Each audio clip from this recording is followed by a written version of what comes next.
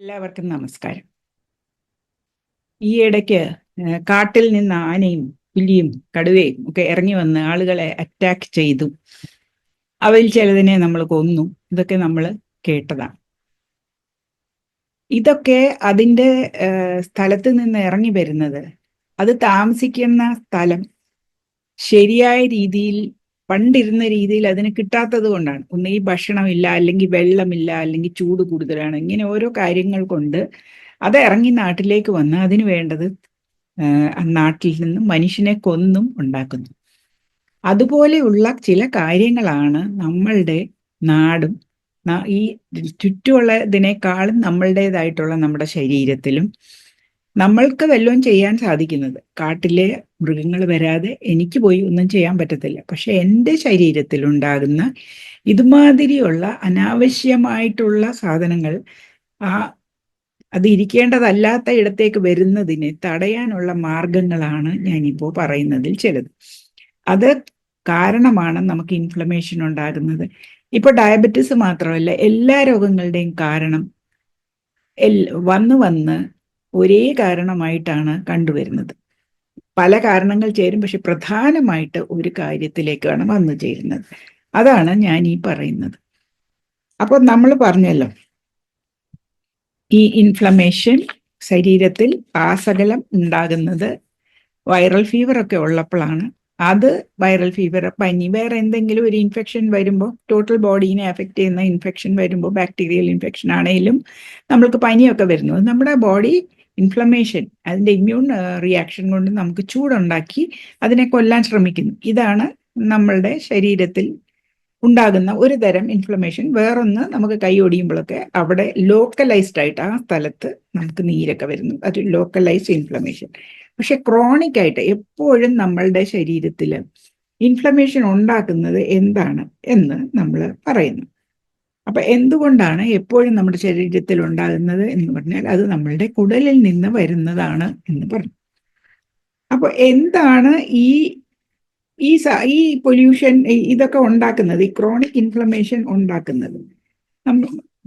പല കാര്യങ്ങളുണ്ട്. ഒന്ന് പൊല്യൂഷൻ, പിന്നെ ഒന്ന് പെസ്റ്റിസൈഡ്സ്, നമ്മൾ കഴിക്കുന്ന ആഹാരത്തിലുള്ള വിഷാംശങ്ങളും ടോക്സിൻസും. ഈ കാര്യങ്ങളൊക്കെ നമ്മളുടെ ശരീരത്തിന് പ്രതിരോധിക്കേണ്ടതുണ്ട്. അത് കാരണം അത് ഇൻഫ്ലമേഷൻ ഉണ്ടാക്കുന്നു. പിന്നെ നമ്മുടെ ഈ കുടലിലെ ഇൻഫ്ലമേഷനാണ് നമ്മൾക്ക് കൺട്രോൾ ചെയ്യാനായിട്ട് സാധിക്കുന്ന ഒരു കാര്യം. അതിനെന്ത് ചെയ്യണം എന്ന് പറഞ്ഞാൽ, നമുക്ക് ഡയറ്റ് ചേഞ്ച് ചെയ്യാം. ഇൻഫ്ലമേഷൻ ഉണ്ടാക്കുന്ന ഫുഡ്സ് കഴിക്കുമ്പോൾ അതൊരു ഇൻഫ്ലമേറ്ററി റെസ്പോൺസ് ഉണ്ടാക്കുന്നു. അപ്പോൾ നമുക്ക് ഗട്ടിൽ ഇൻഫ്ലമേഷൻ ഉണ്ടാകുന്നു. അപ്പം നമുക്ക് ചെയ്യാവുന്നത് എന്തൊക്കെയാണെന്ന് പറഞ്ഞാൽ, നമ്മൾ ഇൻഫ്ലമേഷൻ ഉണ്ടാക്കുന്ന ഫുഡ്സ് എന്ന് പറഞ്ഞാൽ അദ്ദേഹം ലിസ്റ്റ് ചെയ്യുന്നത് സീഡ് ഓയിൽസ് ആണ്. ഇതൊക്കെ നമ്മൾക്ക് വലുതായിട്ട് എഫക്റ്റ് ചെയ്യുന്നതല്ല. സീഡ് ഓയിൽസ് എന്ന് അതിനകത്തുള്ള omega-6 ഫാറ്റി ആസിഡ്സ് ഇൻഫ്ലമേഷൻ ഉണ്ടാക്കുന്ന ചില സാധനങ്ങളായിട്ട് മാറും. പക്ഷെ ഈ സീഡ് ഓയിൽ നമ്മൾ വീട്ടിൽ ഉപയോഗിക്കുന്നില്ലെങ്കിലും സൺഫ്ലവർ ഓയിൽ അതിൽ ഉൾപ്പെടും എന്നാണ് എൻ്റെ അറിവ്. അത് നമ്മൾ കഴിക്കുന്ന പല ഫുഡ്സിനകത്തും അത് ഉപയോഗിക്കുന്നു എന്നുള്ളതാണ്. Corn oil, canola oil, soybean ഓയിലാണ് അദ്ദേഹം ലിസ്റ്റ് ചെയ്യുന്നത്. കോക്കനട്ട് ഓയിൽ വേറെ ഒരു വീഡിയോയിൽ അത് നല്ലതാണ് എന്ന് പറയുന്നുണ്ട്. ഈ സാധനങ്ങൾ നമ്മളുടെ ബേക്ക്ഡ് ഗുഡ്സ്, നമ്മൾ റെഡിമെയ്ഡ് വാങ്ങിക്കുന്ന സാധനങ്ങളിൽ ഈ കോൺ ഓയിൽ, കനോള ഓയിൽ, സോയ ഓയിലൊക്കെ ഉപയോഗിക്കുന്നത് എന്തുകൊണ്ടാണെന്ന് വെച്ചാൽ, അത് കനച്ചു പോകാതെ ഇരുന്നുള്ളൂ. നമ്മുടെ വെളിച്ചെണ്ണ വെച്ച് ഉണ്ടാക്കുന്ന പലഹാരങ്ങളൊക്കെ അധികകാലം ഇരിക്കുകയില്ല. പിന്നെ രണ്ടാമത്തെ ഇൻഫ്ലമേറ്ററി ഫുഡ് സബ്സ്റ്റൻസ്, ആദ്യത്തേത് സീഡ് ഓയിൽസ്, രണ്ടാമത്തേത് ഷുഗറാണ്. ഷുഗറിനകത്ത് അത് എന്തുകൊണ്ടാണ് ഇൻഫ്ലമേഷൻ ഉണ്ടാക്കുന്നത് എന്ന് പറഞ്ഞാൽ, ഷുഗറിൽ രണ്ട് സാധനങ്ങളുണ്ട്, ഗ്ലൂക്കോസും ഫ്രുക്ടോസും. ആ ഫ്രുക്ടോസ് എന്ന് പറയുന്ന സാധനം ഗ്ലൂക്കോസ് പോലെയല്ല. നമ്മൾ ഫ്രുക്ടോസ്, ഒരു കാലത്ത് ഡയബറ്റിസ് എനിക്ക് തുടങ്ങിയ കാലത്ത് ഫ്രുക്ടോസ് ഉള്ള ജ്യൂസസ് ഒക്കെ വാങ്ങിക്കാൻ കിട്ടുമായിരുന്നു. ഫ്രുക്ടോസ് ആണ് അതിൻ്റെ സ്വീറ്റ്നർ. ഏറ്റവും സ്വീറ്റ് ആയിട്ടുള്ള, ഗ്ലൂക്കോസിലും സ്വീറ്റാണ് ഫ്രുക്ടോസ്. അപ്പോൾ ആ ഫ്രുക്ടോസിൻ്റെ ജ്യൂസൊക്കെ വാങ്ങിച്ച് നമ്മൾ കുടിച്ചാലും നമുക്ക് നല്ല മധുരവും രുചിയും കിട്ടും. ഷുഗർ അങ്ങനെ കൂടുകയില്ല. കാരണം ഫ്രുക്ടോസ് ഇൻസുലിൻ സ്പൈക്ക് ചെയ്യുന്നില്ല എന്ന് നമ്മൾ വിചാരിക്കുന്നു. അത് ലിവറിൽ ചെന്നിട്ട് അത് അതിൻ്റെ മെറ്റബോളിസം വേറെയാണ്. കള്ള് കുടിക്കുന്ന സെയിം ഇഫക്റ്റാണ് ഒരു സ്റ്റെപ്പ് കഴിയുമ്പോൾ, അതിൻ്റെ ഒരു പ്രോസസ്സ് കഴിയുമ്പോൾ പിന്നെ അത് കള്ള് അകത്ത് ചെല്ലുമ്പോൾ, മദ്യം ചെല്ലുമ്പോൾ ഉണ്ടാകുന്ന അതേ റിയാക്ഷൻ നമ്മുടെ ലിവറിൽ ഉണ്ടാക്കുകയും ഫാറ്റി ലിവറിലേക്ക് ലീഡ് ചെയ്യുകയും ചെയ്യും എന്നുള്ളതാണ്. ഈ ഹൈ ഫ്രക്ടോസ് കോൺ സിറപ്പ് എന്ന് പറഞ്ഞാൽ അമേരിക്കക്കാർ ഉപയോഗിക്കുന്ന സാധനമൊന്നും നമുക്കില്ല. പക്ഷേ ഇപ്പോൾ നമ്മളും വളരെയധികം പ്രോസസ് ഫുഡ്സ് കഴിക്കുന്നുണ്ട്. പിന്നെ മൂന്നാമത് അദ്ദേഹം പറയുന്നതാണ് ultra process foods. Ultra process foods എന്ന് പറഞ്ഞാൽ മൈദ, അതുപോലെ മൈദ കൊണ്ടുണ്ടാക്കിയത്, പിന്നെ ജ്യൂസസ് ഒക്കെ ആക്കി, നമ്മൾ ഫ്രൂട്ട് ജ്യൂസ് ആക്കി റെഡിമെയ്ഡ് ആയിട്ട് വാങ്ങിക്കുന്നത്, അതിൻ്റെ ഫൈബർ ഇല്ലാത്തത്, മാവുകൾ വളരെ ഫൈനായിട്ട് പൊടിച്ച് ഓൾമോസ്റ്റ് മൈദയായിട്ട് കിട്ടുന്ന ഗോതമ്പ് മാവ്, അങ്ങനെയൊക്കെയുള്ള ഇതും, പിന്നെ നമ്മുടെ സ്കിന്നില്ലാത്ത, നമ്മുടെ തവിടില്ലാത്ത അരി, ഇതൊക്കെ അൾട്രാ പ്രോസസ് ഫുഡ്സിന്റെ ഗണത്തിൽ ഉൾപ്പെടുത്തുന്നു. ഈ അൾട്രാ പ്രോസസ് ഫുഡ്സിന്റെ പ്രോബ്ലം എന്താണ് എന്ന് വെച്ചാൽ അത് ഓൾമോസ്റ്റ് ലൈക്ക് ഷുഗറാണ്. അത് ഉടനെ തന്നെ അതിലെ കാർബ്സ് നമ്മുടെ ശരീരം ആഗിരണം ചെയ്ത് നമുക്ക് ഉടനെ തന്നെ ഒരു ഇൻസുലിൻ സ്പൈക്ക് ഉണ്ടാകുന്നു. ഒരു ബ്രെഡ് ഞാൻ ഇന്നലെ കഴിച്ചു നോക്കി കേട്ടോ. ഞാൻ കഴിച്ചത് ഒരു മുട്ട, അതിൻ്റെ കൂടെ കുറച്ച് വെജിറ്റബിൾസ്, പിന്നെ ഒരു സ്ലൈസ് ബ്രെഡ്, ബട്ടർ. എൻ്റെ ഷുഗർ കയറിയത് 230 വരെ പോയി, പക്ഷെ ഉടനെ തന്നെ താന്നു. അത് ആ ബ്രെഡിന്റെ ഒരു ഇതാണ്, ഒരു മാനിഫെസ്റ്റേഷൻ ആണ്. അതേപോലെ അത് അൾട്രാ പ്രോസസ്ഡ് ആണ്. വൈറ്റ് ബ്രെഡ് എന്ന് പറയും, ബ്രൗൺ ബ്രെഡ് ആണെങ്കിലും ഈ ബ്രെഡിനകത്തൊക്കെ ഈ മൈദ മാത്രമല്ല, അതിൽ പഞ്ചസാരയും ഉൾപ്പെടുത്തുന്നുണ്ട്. വേറെ പല കാര്യങ്ങളും ഞാൻ പിന്നീട് പറയാം. അപ്പോൾ ഈ 3 സാധനങ്ങളാണ് പ്രധാനമായിട്ടും നമ്മൾ അവോയ്ഡ് ചെയ്യേണ്ടത്: seed oils, sugar, ultra processed foods. പിന്നെ നമുക്ക് രക്ഷകനായിട്ട് വരുന്നത്, നമുക്ക് എന്താ ചെയ്യാം എന്ന് പറഞ്ഞാൽ ഫൈബർ ആഡ് ചെയ്യാം. ഫൈബർ എന്തുകൊണ്ടാണ് ആന്റി ഇൻഫ്ലമേറ്ററി ആണ് എന്ന് നമുക്ക് പറയുന്നത്. ഈ ഇൻഫ്ലമേറ്ററി ഫുഡ്സിന് എഗൻസ്റ്റ് നമുക്ക് യൂസ് ചെയ്യാവുന്ന ആന്റി ഇൻഫ്ലമേറ്ററി ഫുഡ്സിൽ നമ്പർ 1 ആണ് ഫൈബർ.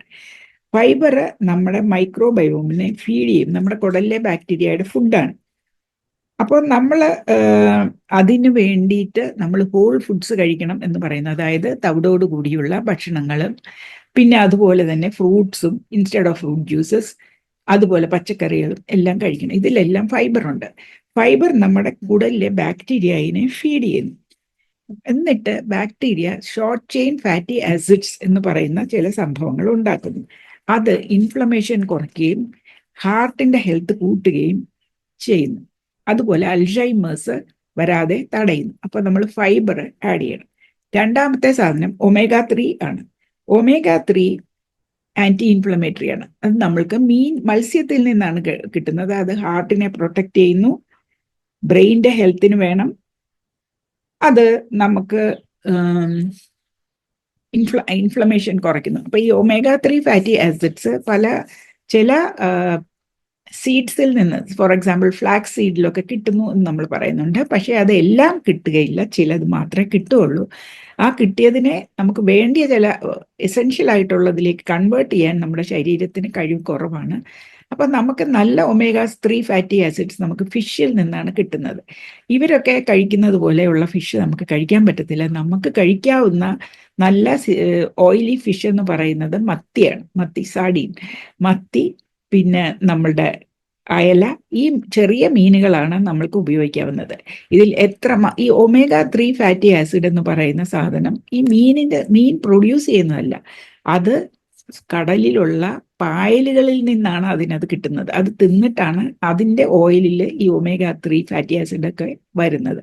അതുകൊണ്ട് നമ്മൾ ഈ എന്നോട് ആദ്യം ഡയബറ്റീസിന് കണ്ട ഡോക്ടർ വാഗീഷ് അയ്യർ, വലിയ സ്കോളറാണ്. അദ്ദേഹം എന്നോട് പറഞ്ഞു, ഞാൻ ആഴ്ചയിൽ 3 പ്രാവശ്യം മത്തി കഴിക്കണം, കറി വെച്ച്. വറുത്ത് കഴിഞ്ഞാൽ അതിൻ്റെ ഓയിലൊക്കെ ഇവാപറേറ്റ് ചെയ്തു. അപ്പം നമുക്ക് കഴിക്കാവുന്ന സാധനം ഫൈബർ, omega-3. മൂന്നാമത്തെ സാധനമാണ് വൈറ്റമിൻ ഡി. വൈറ്റമിൻ ഡി അതിൻ്റെ മെക്കാനിസത്തിൽ കൂടെ ഇൻഫ്ലമേഷനെ തടയുകയും റെഗുലേറ്റ് ചെയ്യുകയും ചെയ്യും. നമുക്കറിയാം, കോവിഡ് വന്നപ്പോൾ ശ്വാസം മുട്ടൽ വന്ന എല്ലാവർക്കും ഓക്സിജൻ കൊടുക്കാനൊക്കെ ശ്രമിച്ചു. പക്ഷേ സത്യം പറഞ്ഞാൽ അവർക്ക് ഇൻഫ്ലമേഷൻ വന്ന് കഫം നിറഞ്ഞതായിരുന്നു. അപ്പോൾ ആ കഫം നിറഞ്ഞ ഇൻഫ്ലമേഷൻ കുറയ്ക്കാനായിട്ട് പിന്നീട് എല്ലാവരും വൈറ്റമിൻ ഡി കഴിക്കാൻ തുടങ്ങി. അന്ന് നമ്മളോട് പലരും അൺഒഫീഷ്യലായിട്ട് വൈറ്റമിൻ ഡി കഴിക്കണം എന്ന് പറഞ്ഞു. അങ്ങനെ ഇൻഫ്ലമേഷൻ ഔട്ട് ഓഫ് കൺട്രോൾ പോയ ഒരു അവസ്ഥയായിരുന്നു കോവിഡ്. അപ്പോൾ അതിനെ കൺട്രോൾ ചെയ്യാനായിട്ട് വൈറ്റമിൻ ഡി പറഞ്ഞു. അപ്പം നമുക്ക് 3 കാര്യങ്ങളാണുള്ളത്: fibre, omega-3, vitamin D. Fibre soluble ഫൈബറും ഇൻസോളബിൾ ഫൈബറും വേണം. ഞാൻ ഇതിന് മുമ്പ് പലപ്പോഴും ഫൈബറിന്റെ കാര്യങ്ങൾ പറഞ്ഞിട്ടുണ്ട്. കുക്ക്ഡ് ആൻഡ് കൂൾഡിനകത്തുള്ള കുക്ക്ഡ് ആൻഡ് കൂൾഡ് സ്റ്റാർച്ചസിൽ വരുന്ന ഡീഗ്രഡേഷൻ കൊണ്ടുണ്ടാകുന്ന റെസിസ്റ്റന്റ് സ്റ്റാർച്ച് ഒരു ഫൈബറായിട്ട് ആക്ട് ചെയ്യും. പിന്നെ അടുത്ത നമ്മുടെ ഡയബറ്റിസിനെ കുഴപ്പമുണ്ടാക്കുന്ന ഒരു കാര്യം, പ്രത്യേകിച്ച് സ്ത്രീകളിൽ പ്രായമാകുമ്പോൾ ഉണ്ടാകുന്ന മസിൽ ലോസ് ആണ്. ഞാൻ പറഞ്ഞായിരുന്നു, ഞാൻ ആയുർവേദ ഡോക്ടറുടെ അവിടെ പോയപ്പോൾ അവരെന്നോട് പറഞ്ഞു എനിക്ക് സിവിയർ ആയിട്ടുള്ള മസിൽ ലോസ് ഉണ്ട് എന്ന്. അപ്പോഴാണ് ഞാൻ ഈ ഹാബിൾഡിൽ ചേർന്നതും യോഗ ചെയ്തതും. എനിക്ക് എൻ്റെ മകൻ ഒരു മെഷീൻ വാങ്ങിച്ചു തന്നെങ്കിലും അതിലൊന്നും എക്സസൈസ് ചെയ്യാനുള്ള കപ്പാസിറ്റി എനിക്കില്ല. എൻ്റെ ഹസ്ബൻഡ് ചെയ്യും. അതൊക്കെ ചെയ്ത് കഴിഞ്ഞാൽ എനിക്ക് റിക്കവറി ടൈം ഒരുപാട് എടുക്കും. എൻ്റെ ഷോൾഡറൊക്കെ ഭയങ്കര പെയിൻഫുൾ ആയിരിക്കും. ഒരു ഇഞ്ചക്ഷൻ എടുത്ത പോലെ കുറേ ദിവസം വേദന എടുക്കും. അത് കാരണം milder exercises using your own body weight, അല്ലെങ്കിൽ ചെറിയ വെയിറ്റ്, 1 കിലോ വെയിറ്റ്, അതൊക്കെ എനിക്ക് ഈ ഹാബിൾഡിൽ അവർ ചെയ്യിക്കുന്നുണ്ട്. Upper body, lower body, core ഇന്ന് ഞാൻ മിസ് ചെയ്തു. കോറ്, അങ്ങനെ പിന്നെ ഫ്ലെക്സിബിലിറ്റി, ബാലൻസ്, ഇതെല്ലാം അവർ ട്രെയിൻ ചെയ്യുന്നുണ്ട്. അതുകൊണ്ട് എനിക്ക് ഗുണവും ഉണ്ടായിട്ടുണ്ട്. അപ്പോൾ ഈ muscle loss, age related muscle loss നമ്മൾക്കെല്ലാം വരുമ്പോൾ എന്ത് പറ്റുമെന്ന് പറഞ്ഞാൽ, നമ്മൾ വെയിറ്റ് സെയിം ആയിരിക്കും, കണ്ടാലും സെയിം ആയിരിക്കും, പക്ഷേ നമ്മളുടെ മസിലിന് പകരം അവിടെ ഫാറ്റാണ് ഉണ്ടാകുന്നത്. അപ്പോൾ ഈ ഗ്ലൂക്കോസ് സ്റ്റോർ ചെയ്യുന്നത് മെജോറിറ്റി 70 തൊട്ട് 75% വരെ പലപ്പോഴും നമ്മൾ കഴിച്ച ഭക്ഷണത്തിന്റെ ഗ്ലൂക്കോസ് സ്റ്റോർ ചെയ്യുന്നത് നമ്മുടെ മസിലിലാണ്. അപ്പൊ ഈ മസിലിൽ പോയി ഫാറ്റ് വരുമ്പോൾ അത് ഫാറ്റിലാണ് പിന്നീട് സ്റ്റോർ ചെയ്യുന്നത്. ഫാറ്റ് കൂടി കൂടി വരും. മസിലില്ല, ഇതിന് ഗ്ലൂക്കോസ് സ്റ്റോർ ചെയ്യാൻ സ്ഥലവും ഇല്ല. അപ്പോൾ ഗ്ലൂക്കോസ് സ്റ്റോർ ചെയ്യാൻ സ്ഥലമില്ലാത്തപ്പോൾ ഗ്ലൂക്കോസ് കൂടിയിരിക്കും. നമ്മൾ പ്രായമാകുമ്പോൾ എല്ലാവർക്കും ഇച്ചിരി കൂടിയിരിക്കും. ആ കൂടിയിരിക്കുമ്പോൾ പാൻക്രിയാസ് കൂടുതൽ ഇൻസുലിനും പ്രൊഡ്യൂസ് ചെയ്യും. അപ്പോൾ നമുക്ക് സെയിം വെയിറ്റും കൂടുതൽ ഫാറ്റും ഉണ്ടാകും. അത് ഫാറ്റിനെ എന്ത് ചെയ്യും? ഫാറ്റിലേക്ക് ഗ്ലൂക്കോസ് സ്റ്റോർ ചെയ്യുമ്പോൾ ഫാറ്റാക്കി മാറ്റും. അതിന് സൊല്യൂഷൻ എക്സസൈസ് ആണ്. പിന്നെ നമ്മുടെ ഗ്രോത്ത് ഹോർമോൺ എന്ന് പറയുന്നതും ഏജ് കൊണ്ട് ഡിക്ലൈൻ ചെയ്യും. അപ്പം അതും മസിൽ ബിൽഡ് ചെയ്യുന്നതിനെ നമ്മൾക്ക് പ്രശ്നമുണ്ടാക്കും. മസിൽ കുറഞ്ഞു വരും. അതിനും നമ്മൾ എക്സസൈസ് ചെയ്യണം. എന്നിട്ട് ഈ മസിൽ കുറയുമ്പോൾ എന്ത് പറ്റും? നമ്മൾ എനർജീനെ ബേൺ ചെയ്യുന്നില്ല, അതിനെ ഫാറ്റാക്കി വെക്കും. അപ്പോൾ ഹയർ ഇൻസുലിൻ റെസിസ്റ്റൻസ് വരും. അത് ബീറ്റാ സെൽസിന് ഒരു സ്ട്രെയിൻ ആയിരുന്നത് കൊണ്ട് ബീറ്റാ സെൽസ് ഈ ഹയർ ഇൻസുലിൻ ഉണ്ടാക്കുന്നത് അതിന് കഴിയാതെയാകും.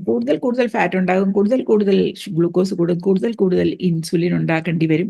അവസാനം ബീറ്റാ സെല്ല് അത് കോപ്പ് ചെയ്യാൻ വയ്യാതെ ആകുമ്പോൾ ഡയബറ്റിസ് ആയിട്ട് അത് മാറുന്നതായിട്ട് നമുക്ക് കാണും. ഇനിയും സ്ത്രീകൾക്ക് പ്രത്യേകമായിട്ടുണ്ടാകുന്ന മെനോപോസ് കൊണ്ടുണ്ടാകുന്ന പ്രോബ്ലംസ് ഞാൻ അടുത്ത പ്രാവശ്യം പറയാം. ഒത്തിരി ലോങ് അല്ലെങ്കിൽ പോലും ഇത് ആളുകൾക്ക് കാണാൻ മടിയുണ്ടെന്ന് എനിക്കറിയാം. അപ്പോൾ എന്നാലും ഞാനിത് അപ്ലോഡ് ചെയ്യുന്നത് 2 പേർക്കെങ്കിലും ഇത് മനസ്സിലായെങ്കിൽ അതിനുള്ള റെമഡീസ് എല്ലാം, നമ്മൾ ഒരു കാര്യം കൊണ്ട് നമുക്ക് കീറ്റോയിൽ പോയി അല്ലെങ്കിൽ ലോ കാർബിൽ പോയാൽ നമുക്ക് ഷുഗർ കുറച്ച് വെക്കാം. പക്ഷേ അതൊരു സൊല്യൂഷൻ ആകുന്നില്ല.